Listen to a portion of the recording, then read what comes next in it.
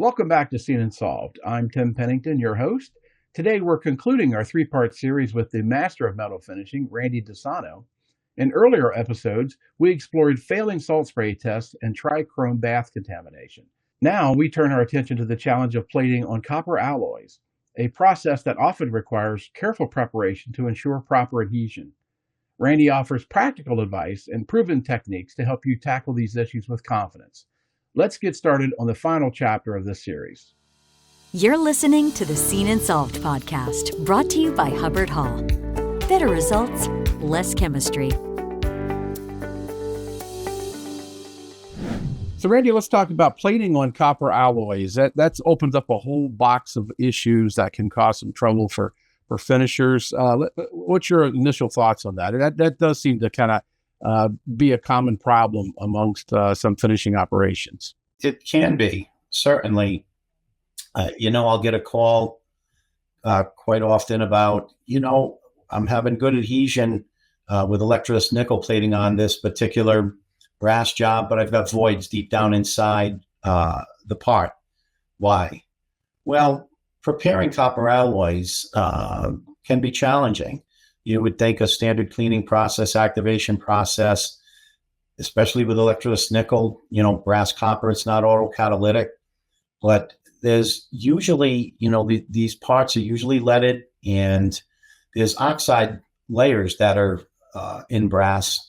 The lubricants, the oxides, lots of times the brass is annealed and the lubricants get baked into the base metal. So a bright dip of some sort is usually required to successfully adhere, bond to brass copper alloys, especially alloys like beryllium copper.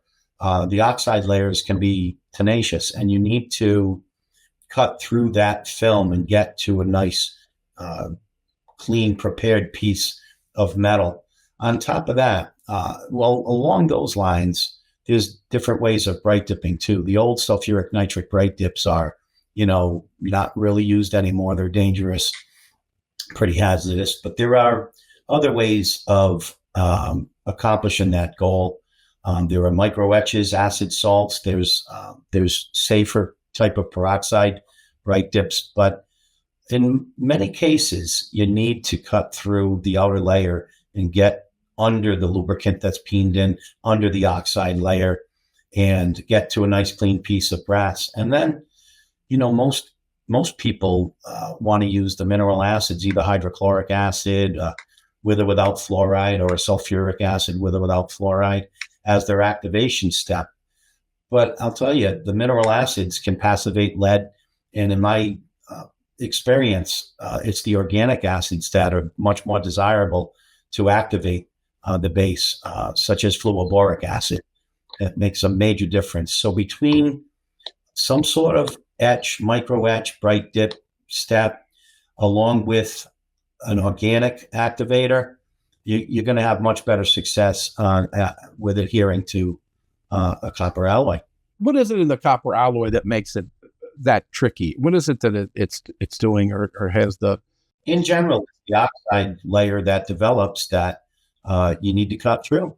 You need to remove that oxide layer, and then the standard cleaner with a mild acid pickle is not going to do it. You need to undercut. It seems to me that these are a lot of shops that really, it's just the experience, right, of people who've done this for years and years, or they have someone like you that they can probably tap into, right? Yeah, you'd be surprised how often this happens. I'll get a call, and it can be anything. It could just be barrel nickel on brass, and I'm plating, decorative bright nickel on brass, and yet when I crimp the part, it pops off. That's because they're not micro etching the base material. They're not cutting under that oxide layer or the peened in lubricants.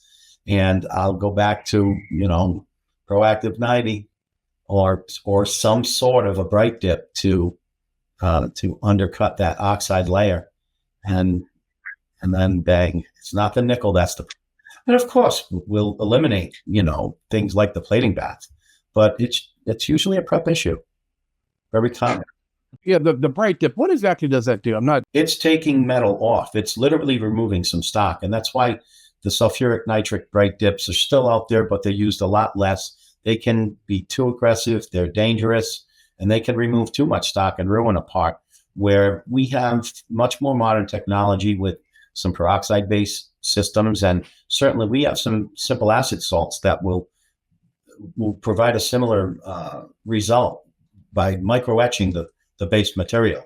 And then, like I said, I'm an advocate of the organic acids instead of the mineral acids. And when it comes to Electroless nickel, even more. Copper alloys are not autocatalytic, so if the customer, and that's something I'm always aware of, is what tools does the customer have? Do they have a nickel strike? Right. Maybe they don't. It would be nice if they did, but if they don't, we certainly can apply current to the load and get the parts plating that way. But it's all in the prep. What are some obvious signs that a shop look for if they're not doing it correctly? What's going to be happening? What should they be seeing? That's common phone call would be, Electroless nickel plating this job, and I've got voids deep down inside the part. And that's because, electric cleaners are only going to remove the soils, but they're not going to remove the soils that are baked into the base material. Whereas the micro-etch will get that. It's not oil that's left behind. It's the oxide layers, it's the peened in lubricants that you need to remove and get to a clean surface to be able to plate it. To me, it doesn't seem like, unless you've been in the industry for a while, that this is really going to be something that people are well versed at problem solving with that. It seems to be pretty much experience and a good deal of knowledge of what you've seen over the years and the decades with this. Years of struggling to successfully adhere to copper alloys. Find out right. That this paper is written about this. Plenty of papers that you can look into this, but that's very, very common these days now, is to bright dip to a certain extent. And again, I like the organic acids to activate. Gotcha. Good information, Randy. Always good tip. But people can reach you at Hubbard-Hall if they've got a problem with their copper alloys. You'll solve them. You'll save them weeks and days of figuring out what the problem is, probably with just a phone call. So I encourage them to give you a ring. But thank you very much for that information, Randy. My pleasure. Thanks for listening to Seen and Solved by Hubbard-Hall. For more episodes, visit hubbardhall.com or wherever you get your podcasts. Be sure to like and subscribe, rate and review, and join us on social media. Produced by Awcast.